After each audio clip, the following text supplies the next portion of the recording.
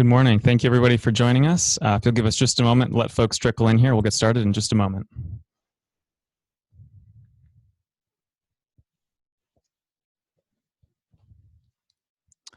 All right. Thank you, everybody, for joining us. Welcome to this Goldwater Institute webinar. We're so happy to have you here. This is Getting Past One Size Fits All, How School Choice Options Are Changing the Game for Students and Families in Education.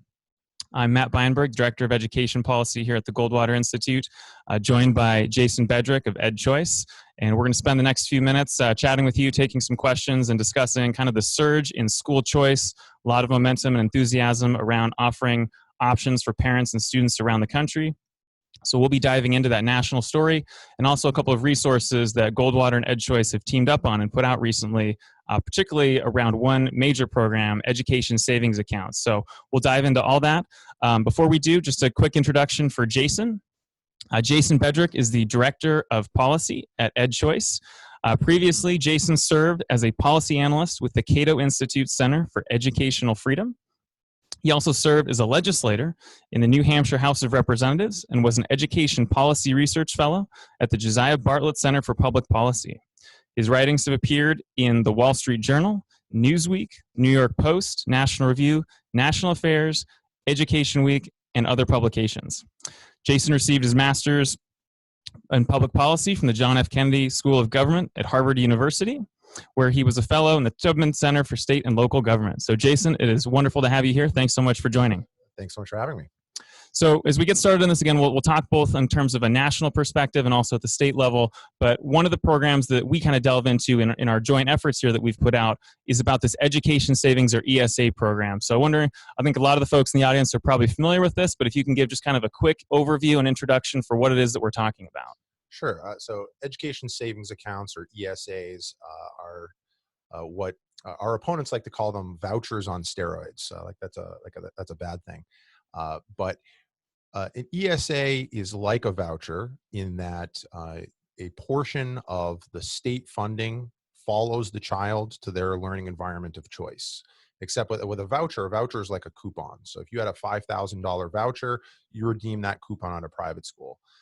With the education savings account, what you have is a restricted use bank account. I should clarify, we're not talking about 529s, we're not talking about Coverdell, we're not talking about the college savings plans. We're talking about for K-12. So students, like for example, here in Arizona, which they call it the Empowerment Scholarship Account Program, also ESA, they get 90% of the state portion of per pupil funding.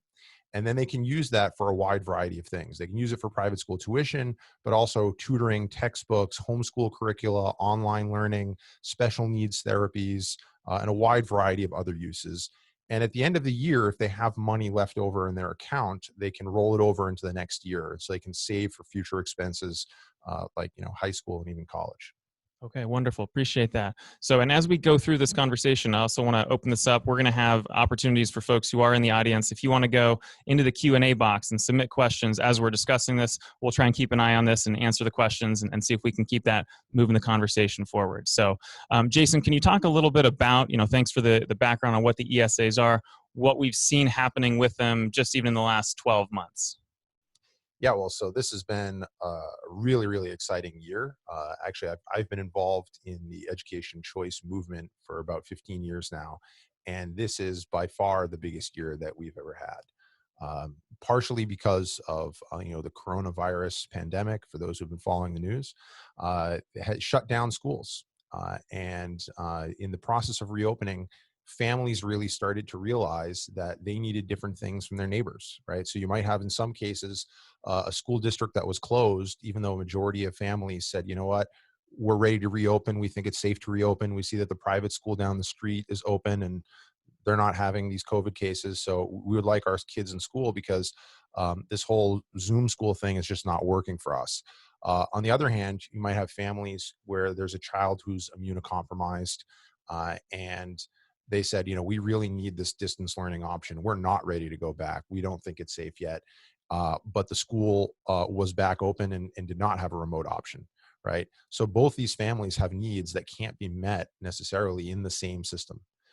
So families started to realize they needed choice. Plus, families with school taking place in their living room started to realize that they were not satisfied with the quality of education that their children were getting, or in some cases, they were concerned about politics getting into the classroom in ways that they weren't comfortable with. And so they decided we really want other options. That meant that support for school choice is as high as we've ever seen it. Among parents of K-12 students, in a poll that our organization EdChoice did last fall, there was 86% of parents of K-12 children said that they were in favor of education savings accounts. And this translated into the most success we've ever had in state legislatures across the country. A decade ago, the Wall Street Journal called 2011 the year of school choice, when 13 states either passed new school choice programs or expanded existing ones. We said this is the year of educational choice because we had 18 states adopt 7 new programs and expand 21 existing programs. And they're different because whereas a decade ago we're mostly talking about vouchers. This year, you had 5 new education savings account programs. So again, moving from school choice to educational choice, recognizing that education doesn't just take place in a traditional classroom. It can take a variety of different forms. And legislators went a lot bigger and bolder. So whereas in the past, a lot of these programs were just for low-income kids, or just kids in this particular city, or just students with special needs, now you had states like West Virginia, for example, where every single child in the state, if they're switching out of a public school or entering kindergarten, are eligible. So that's 93% of kids who are eligible and funded. So not every state went as big as West Virginia, but a number of states also did go pretty big and bold this year. And we are expecting to build on that success in 2022 and 23. Awesome. Well, yeah, that's wonderful. And again, I think we're seeing this, not only in just one pocket of the country, but really these are states around the country that we're seeing this. And so one of the efforts that we referenced here that we're going to hopefully dive into a little bit is the fact that, this is an exciting year, but it's also been a decade of the ESA program. And so Goldwater and EdChoice actually just put out recently a couple of new resources, including a kind of a summary of where we've come from and where we're going. And so we'll talk a little bit about a report that we put out, A Decade of Success, How Arizona's ESA Program Has Saved Students and Inspired a National Movement. And so we can kind of dive into that a little bit.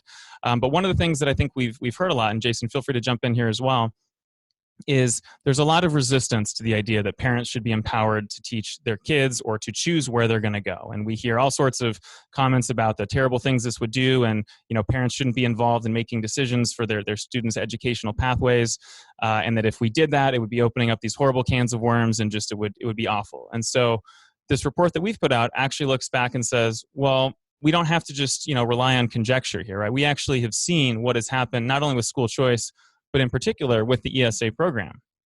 And so this report talks about the 10 years that Arizona's ESA program has been in place. So back in 2011, when Arizona became the first state, Goldwater drafting that legislation to help as a model policy to say, what we need is something that isn't just sending the student to the local public school or simply saying you can choose one private school or a public school, but we need a comprehensive solution that works for kids of all angles. And so what we've seen is over the last 10 years, this program going from a sort of novel policy experiment, a novel idea, to something that has matured. So in the first year, there were 144 kids in Arizona's ESA program out of about 1 million public school students, right? So a drop in the bucket. And what we've seen over those 10 years, the program has now surpassed 10,000 kids. So in a decade, we've gone from basically 0 to 10,000. So we're in 10 years, 10,000 kids, and now 10 states across the country that have implemented the ESA program. And I think that that's a testament to this project and to this program. Yeah, absolutely. So it was hatched here in Arizona, and the idea is now spreading like wildfire. But why don't you go into a little bit in your report of, you hear these arguments. Well, this is going to destroy public education, right? If parents have a choice, if they can go wherever they want, right? They're going to leave, and then the public schools are going to have the hardest to teach kids. Those are the ones that are going to be left behind, and they're going to have less resources to teach those kids. And so the whole system is just going to fall apart. Well, Arizona, first of all, Arizona has the most robust educational choice environment in the country. It's not just the ESA, it's also, the 5% of kids that are getting tax credit scholarships to go to a private school of their choice. It's the 3% of kids now that are in charter schools, plus, at least in Maricopa County, we know there's about 30% of students that are attending a public school that they are not assigned to. It's outside of their zone. They're using what's called interdistrict choice. So really statewide, you've got a majority of kids that are attending a school besides the one they're assigned to. So has that destroyed the system, Matt, or something else?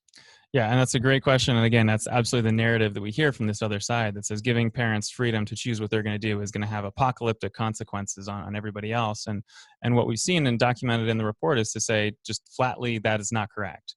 So we've seen 10 years, we've had about 25 years of the charter school movement here in Arizona. And like you said, now with about over 20% of kids in that, and with the ESA program in particular, over those 10 years that we've seen it go from 0 to 10,000. The question is, well, what's been the impact to our public school system, to our education system overall?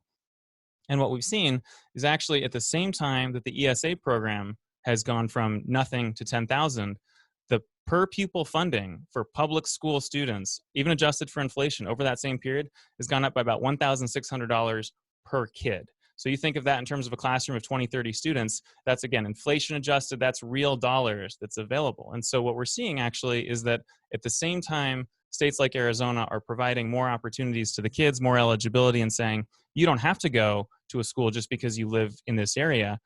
As we're seeing that freedom and flexibility, we're also seeing continued investments in the public school system. And so at the same time, it's not a zero-sum game, which is, I think, how it tends to be portrayed, that, these kids belong to the system, they belong to the school, and if you take them away, you're somehow robbing others. And to say, no, the ultimate goal is to provide an education that's focused on each student. And so as we've seen that, as these kids are, joining the ESA program, going to charters, we're continuing to see that the public school students themselves also continue to benefit and thrive from, and I know you've spoken on this a bunch before, but even in terms of the academic outcomes, if you want to touch on that a little bit. Right. So I was just going to jump in with that.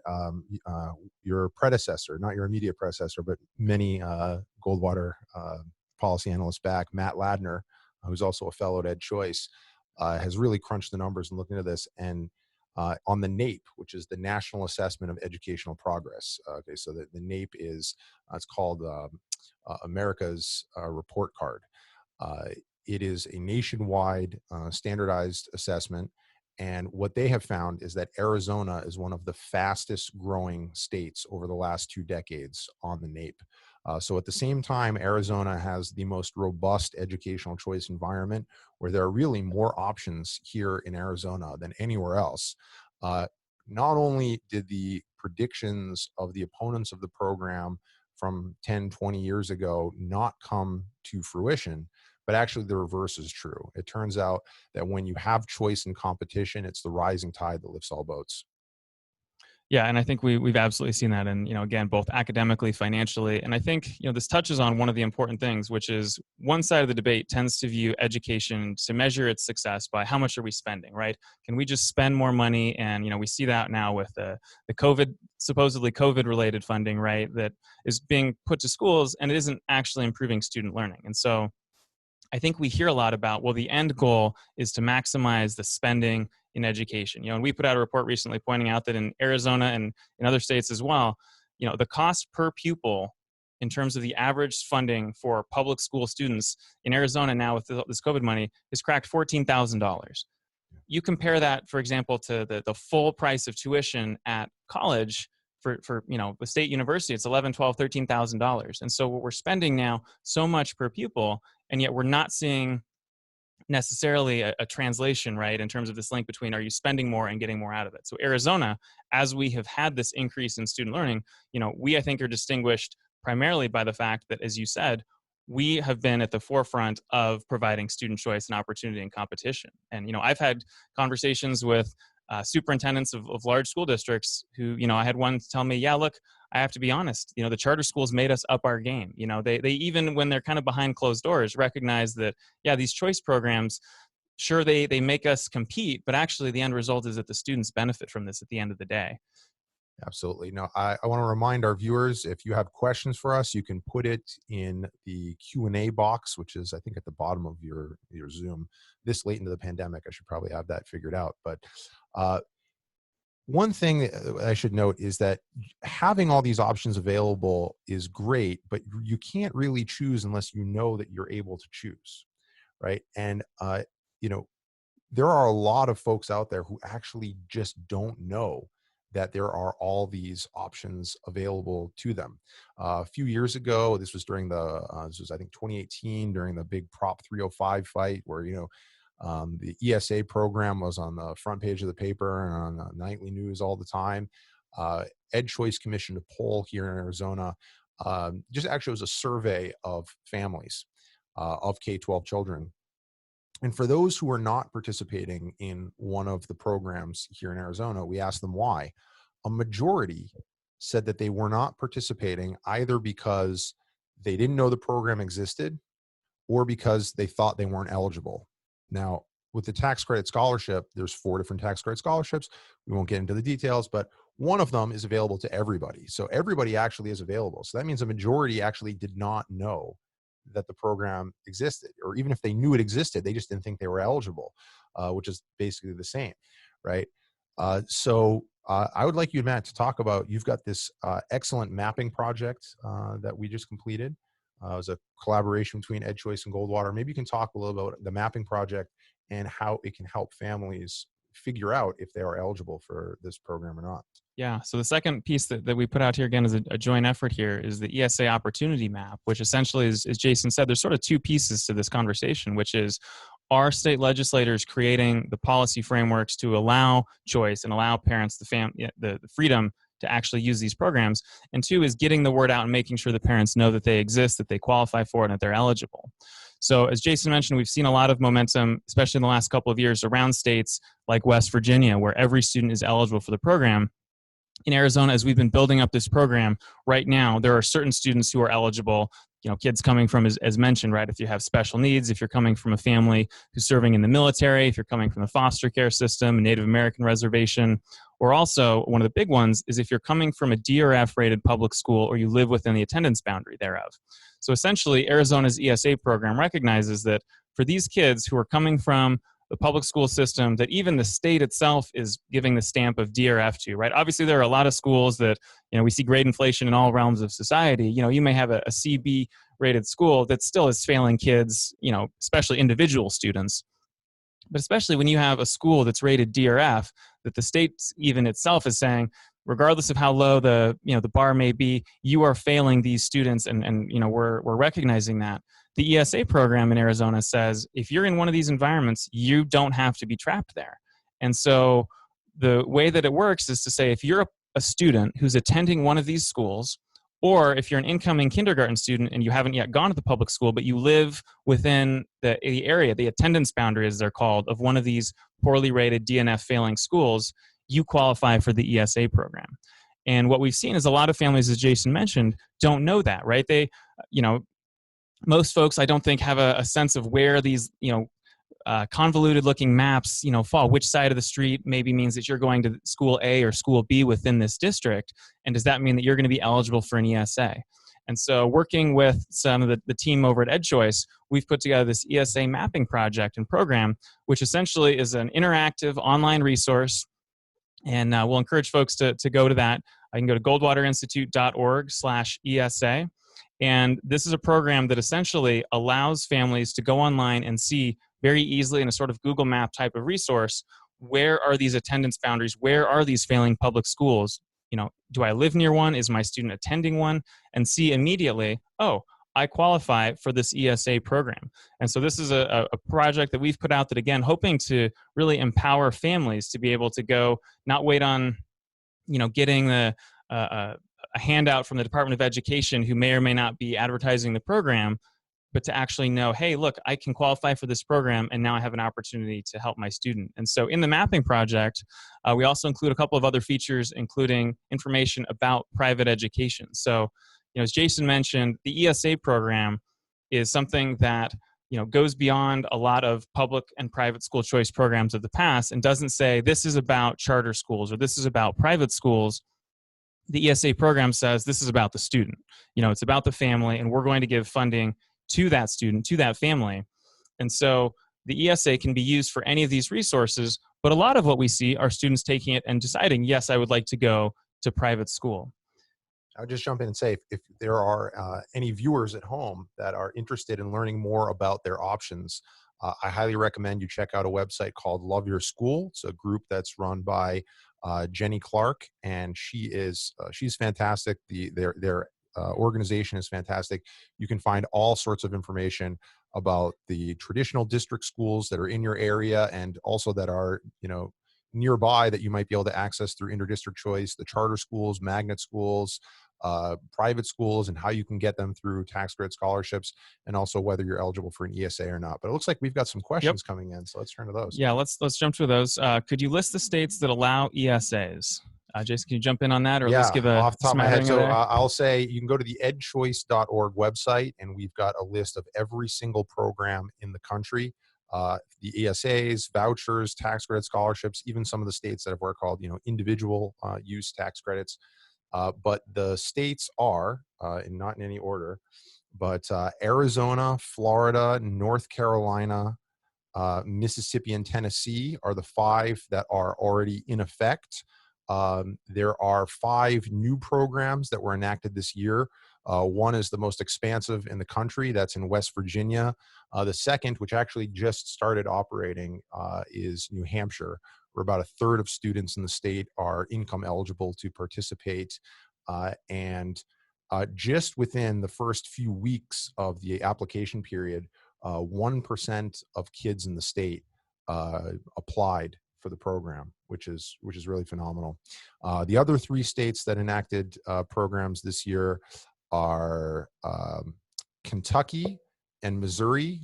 Both of those states have what are called tax credit funded ESAs, sort of a merger of the tax credit scholarship and ESA. And finally, Indiana has a new education savings account for students with special needs. So those are the 10 right now that have ESAs. All right. Well, it's pretty impressive to rattle those right off. And I think that we're not going to see it stop at 10. I think that's one of the important things to note, that we have seen, it started with 10 years ago, and now just in the last year, essentially doubling the number of states who are doing this. So I will say, just in the last couple months, I have spoken to legislators from more than a dozen states who have said that they are very interested in passing an ESA in their own state. I think 2022, I'm not going to say it's going to be as big as 2021 was. That was a watershed moment, but I think 2022 is going to be a very, very big year for educational choice yet again. Yeah, I think that's absolutely right. So we've got a few other questions here we'll try and jump into, and we can kind of both opine on these. So question about, is government public education constitutional? Does government curriculum lead to indoctrination, violate free speech for parents and their children? Well, actually, that was a good question that was just asked in the Wall Street Journal. I am not an attorney, and I don't play one on TV, but I'll say this. There, I think, is a case to be made that there is an establishment clause violation here, essentially, because it's just, in a way, it's sort of like a religion. No education is neutral. So the things that they choose to talk about in school, or even the things they choose not to talk about in school, like not talking about God in school, is essentially taking a position, right? It's taking a position that this is something that we don't talk about in mixed company or something like that. So I think there is a case to be made. There's also a free exercise case to be made. I don't think the courts are there right yet. I wouldn't be raising this case in court. I mean, the public schools are more than a century old. I can't imagine a court that is going to strike down a system that's serving 75 million kids across the country. But so I don't think that there is a path in the courts, but I do think that it's important to raise the question, because it should get people thinking about how, yes, essentially this is a form of compelled speech. And maybe this isn't the form of an education system that best reflects the free and pluralist society that we have. Maybe a system of choice actually much better reflects that freedom and pluralism that this country is supposed to stand for. Yeah, and I'll jump in on that as well a little bit. And I think there's a lot that was kind of packed into that question that touches on some important points. And one of them is, who is it that's providing the education, right? We've seen, especially recently, the administration, with the National School Boards Association trying to get Washington, D.C. to now crack down, equate the activities of parents, potentially with domestic terrorism, invoking things like the Patriot Act. And what we see there is Washington, that obviously is some of the most extreme that we've seen. But over the years, Washington has decided that education is their sphere when, K-12 education does not appear in the United States Constitution. It does appear in the state constitutions, right? So in Arizona, for example, it does say that the legislature shall provide for a form of education. So we have seen, there's a disconnect here between those who think every solution comes from our betters in Washington, D.C., versus those who say, no, these policies need to be left to the people, right? To the states, to the localities, to the parents and the families. And so I think that's an important distinction, because we've tended to lose sight. I think a lot, the media certainly does their part to put forward that every problem is solved by, again, spending more. We see that again with the COVID relief, hundreds of billions of dollars from D.C., and we're seeing schools are just not even sure what to do with this money, and has nothing to do with improving the outcomes of the kids. And the other piece about that in terms of the content, and this is something we at Goldwater have been working on a lot, and you kind of touched on this, the actual content and programming that, families and kids are encountering. Never before the pandemic did families have such access to see what was going on in the classroom. And parents a lot of time didn't like what they saw. Not only were their kids being sort of kicked to the curb by the teachers unions, but they also then were seeing, by being sent home and having these school closures, but then they were also saying, why is my kid being taught X, Y, or Z as part of a public education, which is supposed to be neutral, right? It's not supposed to be advancing an ideology here. And so, we at the Goldwater Institute, in addition to pushing things like ESAs, have been working on academic transparency. This idea that ultimately it's families who need to be empowered to say, the kind of stuff you're teaching, that's not math, that's not science, that's not English. This is revisionist history. This is, ideological activism. This is not academically rigorous content. And to say, it should not be the role of the state to come in and try and push these radical critical race theory type of materials, but instead to empower parents to say, if you're really trying to teach this stuff, we're going to shine a very bright light on it. And those parents are not going to be forced to go to that system, but have options to either go to a different public school, a different district school, charter school, ESA homeschool, what have you. So I think a lot is packed in there. So Jason, looks like we've got a couple of questions here that seem related to each other. Can you compare the academic achievement of charter ESA homeschooling to that of district public schools? And what are the ideas for measuring the levels of accomplishments within public schools and ESA, school choice, SATs, et cetera? It's hard to make an apples to apples comparison in a lot of these cases, because you are opting into a private school, right? Or you're opting into a charter school. And so you can't just say, well, let's look at the test scores for the entire public school sector and look at the test scores for the charter school sector and look at the test scores for the private school sector, especially sometimes they're even using different tests. So the best way to analyze this is actually where you have random assignment studies. This is sort of like a medical trial, right? So I take a group of people, I randomly divide them into two. Half of the group I give the treatment, so this is we're going to take this pill 3 times a day. The other half I don't give anything, or I give a placebo. And then we compare the outcomes, and the difference is attributable to the treatment. So there have been, I think now we're close to 24 studies of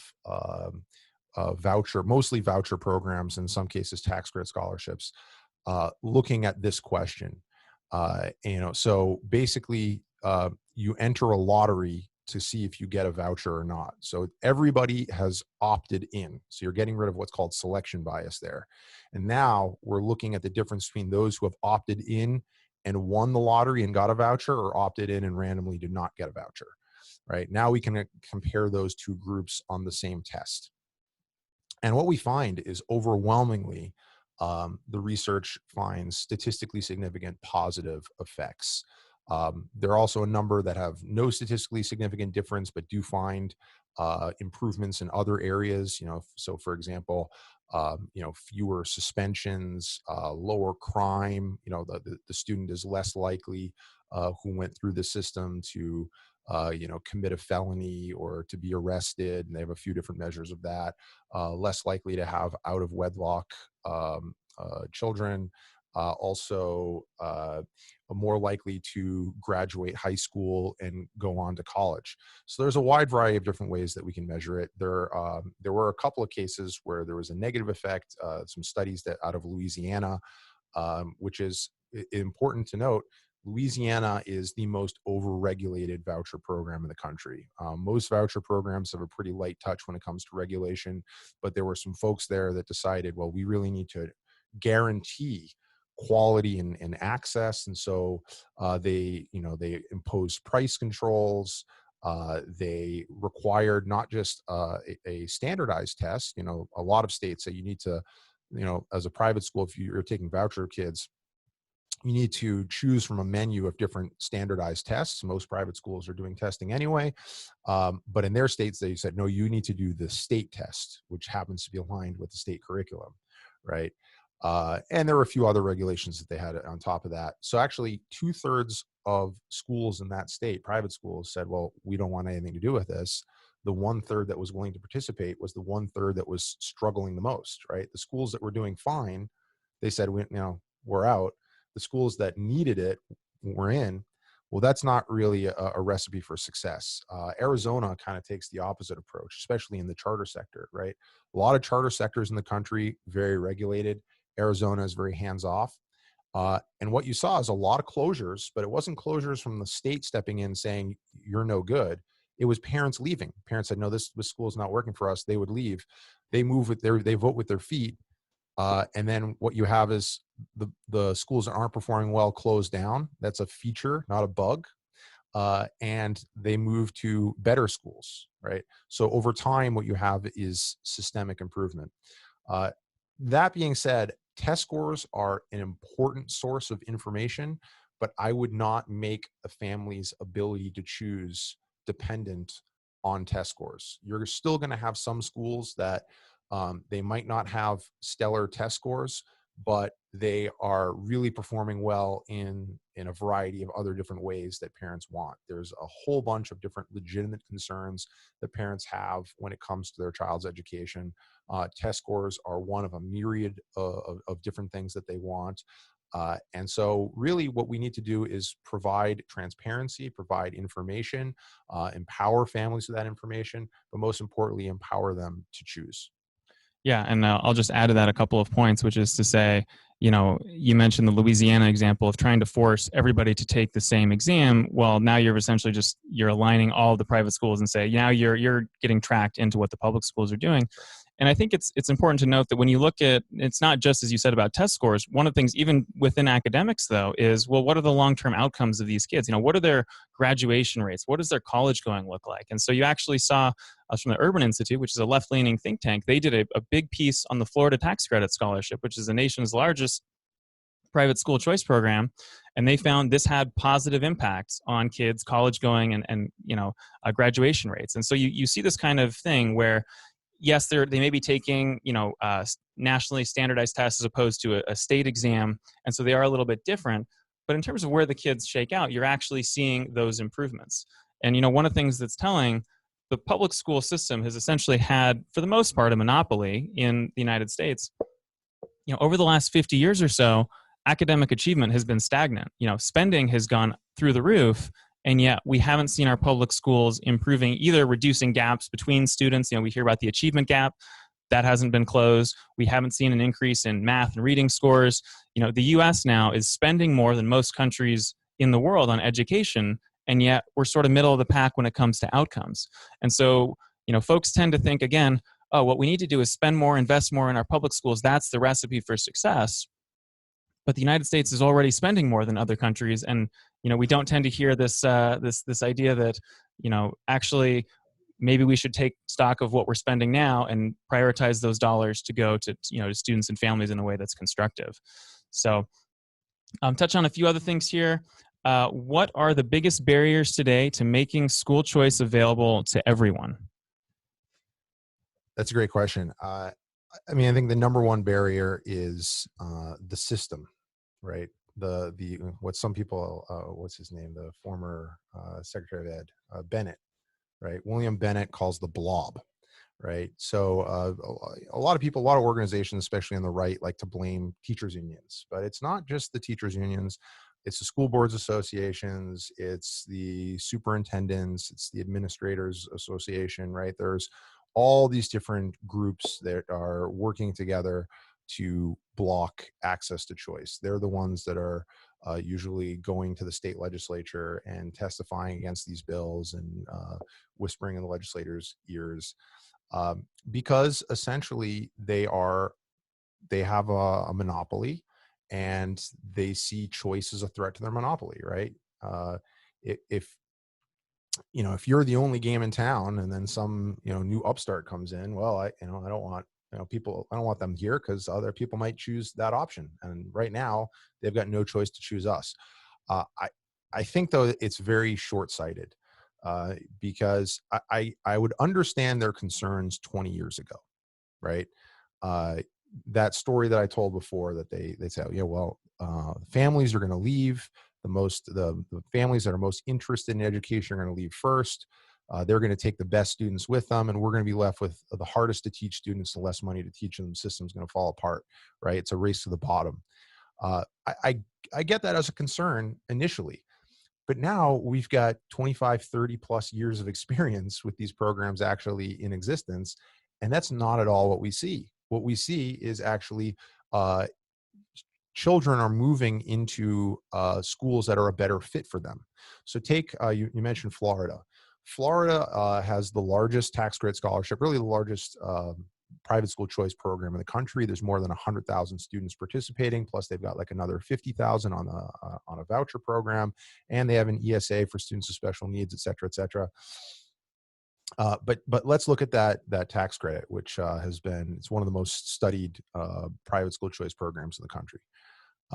There is a university, I believe it's Florida State University, but there is a university there that is doing a longitudinal study every single year. They take a look at what's going on with these kids. Well, what do they find about the kids who are entering the program, right? We always hear, well, there's creaming, only the best and brightest students. That's actually not what's going on, right? The students who are entering the program for the first time, when you compare them against their demographic peers at the public schools, are lower performing. Meaning that families who have their child enrolled in a public school and their kid's doing fine, they're going to keep them there. It's those kids that are not doing well, not because they're stupid, but because they're just not a good fit for that school, right? Those are the families that are much more likely to say, okay, something here is not working. The school is not meeting my child's needs. Let me try something else. They enter the program. Now, this program is only for low-income students. But what we find is that after only a few years in the program, they're performing at about the national average, which means that they are outperforming their demographic peers. So that's what happens over time. And by the way, if the public school did nothing else, their scores are going to go up when those lower performing students leave, right? Even without the competitive effects, which we've also seen. So really, in the long run, you're not talking about a collapse of a system. The public school system is going to continue to improve over time, both because of competition. They have to step up their game if students are going to be leaving, but also because parents are going to be selecting a better fit for their child, right? I mean, I say this to public school teachers that I talk to all the time, who are skeptical. I said, wouldn't you like to have a classroom where you know that every single child who's there, their parents affirmatively chose your school? They didn't just default into it. They chose it. So yeah, I do think on the one hand, at least like the lobbying groups that represent these entities are the biggest obstacle. But I think there's going to be a softening over time as we just see the overwhelming evidence that it's better for everybody in the system and without. So you mentioned the blob and this system of associations. And so, just sort of a shameless plug here for some of the work that we've been doing. Again, I think it's made the news and caught everybody's attention when you had the National School Boards Association put out this inflammatory letter, right, essentially saying this grassroots movement of parents represents not a wave of energy and passion on behalf of students, but a threat of domestic terrorism. And we always want more democracy until the demos shows up. And right. So, and we're seeing this, right? One of the most powerful, you have things like the National Education Association, the teachers unions, the National School Board Association, these major players that are lobbying, that are pushing for policy, that are active in the sphere and have an outsized impact on what actually happens with the kids. And, now we've seen several states across the country, their state school boards associations breaking away from these huge monolithic organizations and saying, in fact, you guys, you've gone too far this time. We're breaking free. And yet here in Arizona, the Arizona School Boards Association, we just put out a piece on this as well, is now telling their members that if they want to leave because they're no longer comfortable with the sort of content and programming that's coming from the school boards associations, that if they leave, if they stop using taxpayer-funded resources to pay the membership dues to these associations, that they're potentially subject to copyright violation and a lawsuit, telling them that actually because we've been, whispering in your ear and working with you over the years, we have a legal claim to literally the policies that you as a public school district have implemented to serve your students. And so even we tend to think that, and for the most part, we hear parents who are concerned, but there are a lot of elected school board members themselves who have concerns about this blob, about the direction of public education. And even they themselves are finding that trying to break free from a lot of these entities, they're not let go without a fight. And so I think it's, kind of important to recognize that there are multiple pieces to this, but the momentum is clearly at all levels. The parent at the school board level, we saw the National School Board Association put out an apology, which, was striking. I think it's a little, better late than never, but still, this letter should never have come out. You shouldn't be seeing the sort of actions that we have. Yeah, and during these hearings that are going on in Congress right now, actually, the Attorney General, Merrick Garland, admitted the other day that the primary reason that he's said that they were going to get the FBI involved was because of that letter from the National School Boards Association, for which they have now apologized.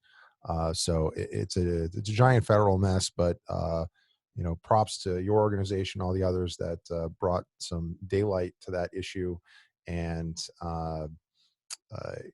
really got these huge multi-million-dollar organizations that were coming after, mom and pop, right? I mean, just parents who are trying to do what's right by their kids, and got them to back down. So congratulations on that. But obviously there's a lot more work to be done. Well, a lot of great groups that are working on this. And one other thing that I'll touch on, because, the question about what are the barriers. And so we've seen is, even in a lot of these states, as now we're seeing increased momentum for school choice, there is very stiff resistance, right? The opposition is organized, right? These parents have to organize themselves. But if you are an existing public school entity district, you have all of that network built in, right? And so you see a lot of strength. They're able to organize, mobilize, message in ways that even if it's not based upon, facts or outcomes, they can say, oh, this program is going to devastate, the students, it's going to harm them. And so what we've seen, again, covered this, going back to the report that we've put out in the ESA paper, looking at what actually is the impact of programs like ESAs on public schools and districts. And so just to highlight one thing here, we delved into a couple of case studies here in Arizona, looking at 2 of the 3 largest school districts in the state. And, how did the ESA, how did school choice play into that? And so one of them that we spotlight is Tucson Unified School District. During the 10 years that Arizona's ESA program has been in effect, Tucson has lost about 10,000 kids. So you might ask, well, did the ESA program take all those 10,000 kids? Is that what's draining it? No, about 700 kids are in the ESA program from Tucson. So that means about 1 out of every 15 kids who've left the Tucson Unified School District managed to find some hope in the ESA program. So it's not that the ESA program is stealing kids away, but that students are essentially fleeing this district, low performance, mismanagement, the content of what's being presented to students, and families are desperate for options, and one of those happens to be the ESA program. And then on the flip side, highlighting other districts like Chandler here in Arizona that are growing, and we've seen year after year as they continue to increase the number of students, that then means that the state is paying money to build new facilities, right? These districts are literally popping at the seams with students. So whether it's a declining district that ESAs are helping to save some of the kids, or it's an increasing district where it actually helps relieve some of the pressure, may mean you don't have to go build another campus and you can put those dollars toward whether it be education or any other service, right? We've actually seen these positive impacts. But again, that's that organized opposition from the other side, I think, does put a lot of pressure on state lawmakers, on legislators to say, you can't possibly do this because we're an organized established interest and we have a lot of votes. Sure. Do you have another question? Yeah, so I see this kind of touches on one of the things we were talking about earlier. I know Betsy DeVos was a big proponent of school choice. Has the Biden administration slowed your progress? I don't know if you want to talk a little bit about kind of what we're seeing from Washington, even beyond the School Boards Association. Yeah, well, I mean, here's the thing. The federal government gets a lot of attention, but in K-12, thankfully, they are still a very small piece of the puzzle. And so, yes, Betsy DeVos was a huge supporter of school choice, but we didn't see any federal legislation, even when one party controlled, all the branches of government. But the Biden administration is not as supportive, but they're not really in the way. I mean, look, we had the biggest year we've ever had during the Joe Biden administration, right? So this is a state by state issue. It's not really dependent on the feds. Yeah, and I think that's an important point to make, that education policy, as with most policy, belongs at the state level, and especially as states say, hey, look, we're not dependent on getting Congress and the president to sign on to the school choice program. It is properly done here at the state level. I think we're seeing that. Now we have seen, again, as mentioned, I think there have been some efforts that have given the cold shoulder to school choice and to parents, in a lot of the COVID relief funding, a lot of that being tied and directed to the public school system, presumably to say, well, we need to offset the disruptions and the school closures and all of this. And yet, obviously, to the extent that those are happening, private schools face the same headwinds, the same challenges, or families who are homeschooling. We've seen so many families struggling who maybe it was parents who were used to being able to work during the day while their students were getting an education, hopefully a good one, at school. And now suddenly having the teachers union say, nope, we're going to shut that down. Those parents scrambling to find themselves, getting help. And yet the solutions, the funding from Washington tended to be focused on the system, right? On the public schools, not prioritizing the families. And I think at the very least, that's a huge missed opportunity. And to the extent, again, hundreds of billions of dollars being spent, I think the folks at American Enterprise Institute put out a great piece showing how, about half of that money or more is likely to go nothing related to COVID reopening, COVID safety. This is, sort of just showering the schools with money that has nothing to do with COVID and, again, isn't focused on the student outcomes. That's right. So I always say we should fund students, not systems. I mean, the COVID relief funds, generally speaking, we're not interested in getting the feds involved, but, obviously, global pandemic is a bit of a different situation. There is an emergency role there for the feds on a short-term basis. But the funding should be distributed equitably, meaning it should be for all students, all families, not just the ones that are in one particular type of system where the feds want to pick winners and losers among them. But let's move from the macro to the micro. One thing that we haven't talked about, we've talked about public and private and charter and district and even homeschooling, but what about microschooling, right? So this is something that's it's been around for a while, but during the pandemic, obviously got a lot more attention because families were able to choose an environment that at the same time was in person, but with a small number of students. So you minimized the chances that there would be a transmission of the virus. But then a lot of these families found, oh, actually, you know what? I like this system better. So what is a microschool, Matt? Yeah, so micro schools, pandemic pods, learning pods, there's kind of different iterations of this. But at the end of the day, the idea is a small group of kids who are learning, right? So it's not to say you're going to go to the big 500 kid campus, but you're going to be in a group. It may be a handful, maybe 5, 10, 15 students who are taught, it's almost more similar to that old kind of one-room schoolhouse model that says we'll have a tutor, a teacher, an instructor who's there with a small group of kids, and you're getting that kind of personalized attention, but you're also not part of the large establishment here. And so what we've seen is especially in the wake of the pandemic when, again, there were concerns about transmission throughout these larger groups, to say, well, okay, these kids still need to be having interaction with other peers, right? We've seen an increasing amount of data coming out about not only academic losses, but increases in obesity, mental health concerns, right? As kids have been, kept away from getting to be able to be kids, parents have said, we want to make sure that our kids are still plugged in. And so what we've seen is this rise of these micro schools to say, yeah, you can organize and you're going to come together and maybe pool your resources and pay for a teacher, pay for a tutor.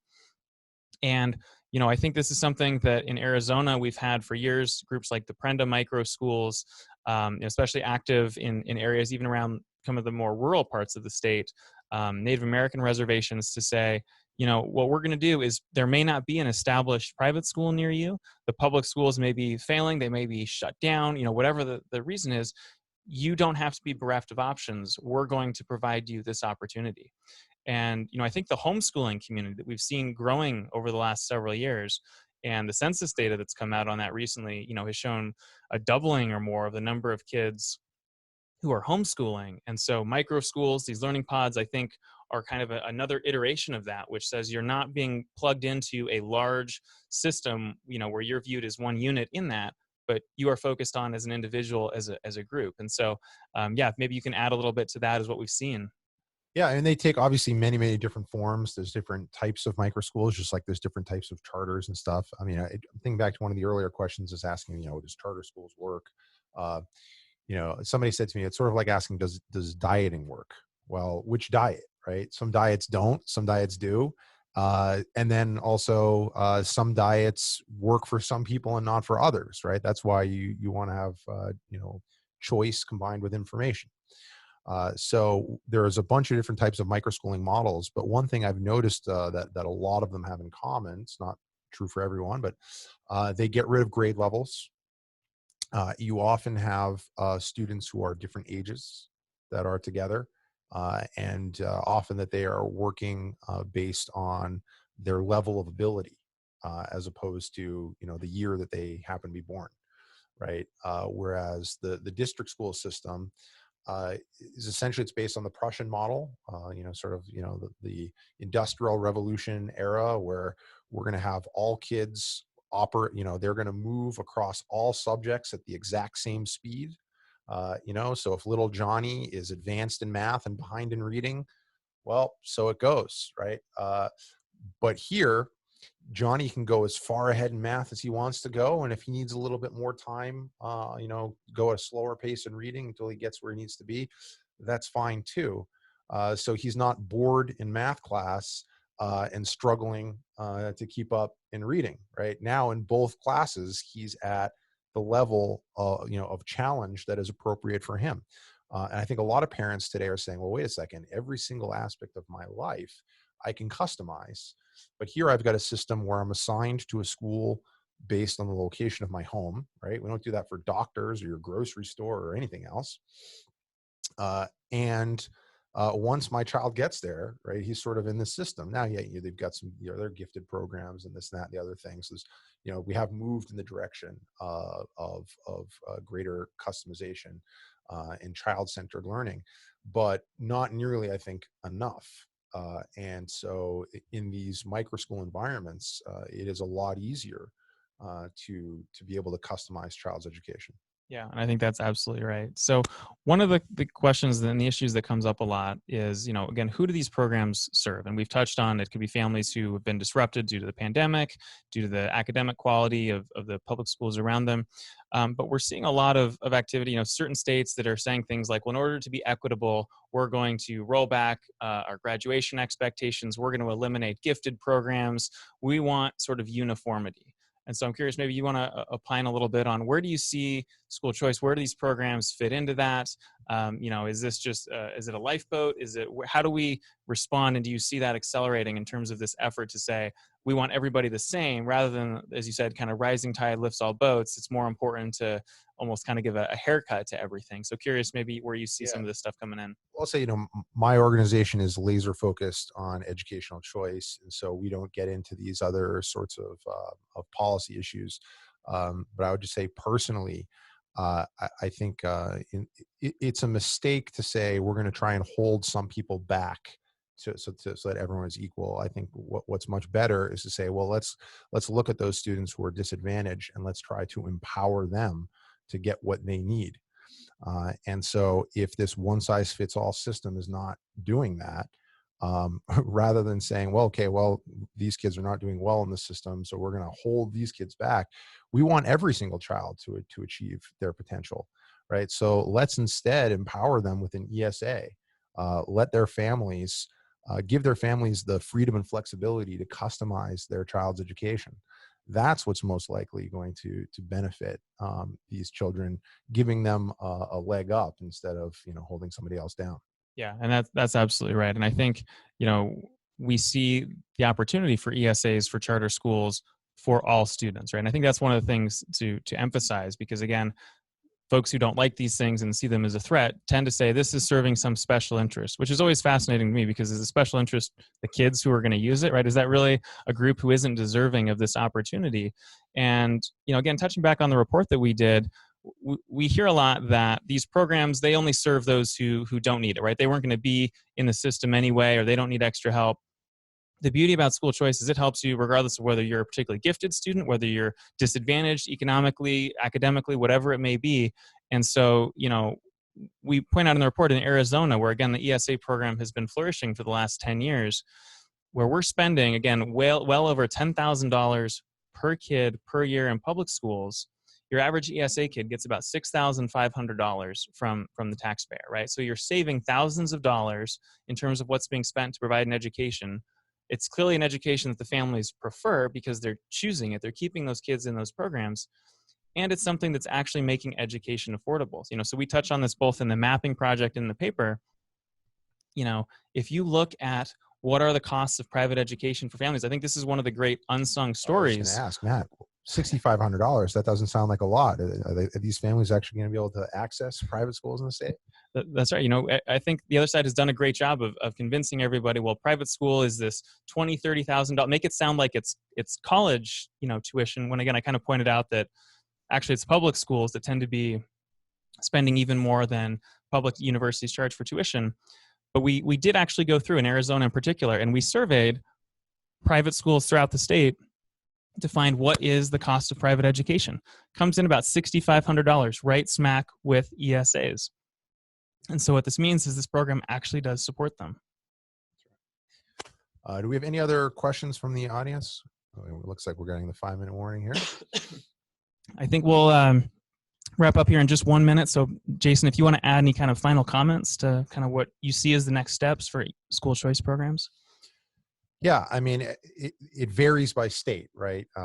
Arizona is a much more mature environment, whereas there are some states like Wyoming, Idaho, California, right, that have little to no options. I mean, in some cases, there are still even a few states that don't even have charter schools yet. So the ultimate goal, I think, is that every single family has a wide variety of high quality options that they can choose from, and that the money follows the child into the learning environment of choice. And I mean learning environment because in many cases that's going to be a school, but in many cases it's not going to be a school, right? With the ESA, I think about 2/3 of families are either just using it for private school tuition or using it for private school tuition and other things. But there's about 1/3 of families using the ESA that are just completely customizing their child's education, right? And could be some combination of homeschooling, tutoring, some online courses, right? Maybe even hybrid homeschooling, where a few days a week you're at home and a few days a week you're either with a co-op or you're, in what looks more like a traditional school environment. So there are all different types of options, and what we want is greater innovation. Give families the freedom to try new things, give education providers the freedom to do things differently. And then over time, the system is going to evolve based on the choices that parents are making. That's going to be better for everyone. Next steps here in Arizona, we are no longer number one. At least for our ESA. I think we're probably still number one overall for the whole picture, but our ESA has been surpassed now by both New Hampshire and West Virginia in terms of maximum participation. If you are looking just at eligibility, we have also been surpassed now by Kentucky and Missouri, right? So it is time that we expand the program. We need to get closer to that goal of universal educational choice for all families, all children. Okay, well said. Well, Arizona and states around the country have our work cut out for us. I do think that, the first decade of the ESA program is setting the table for another more promising decade looking ahead. The school choice movement that itself has been maturing and growing over the years, I think has a lot of promise for students and for families. So thank you very much for joining us. Again, Matt Beienburg, Director of Education Policy here at the Goldwater Institute. Thank you so much for joining us, Jason Bedrick of EdChoice. Thanks again for having me. Thank you all for joining us today.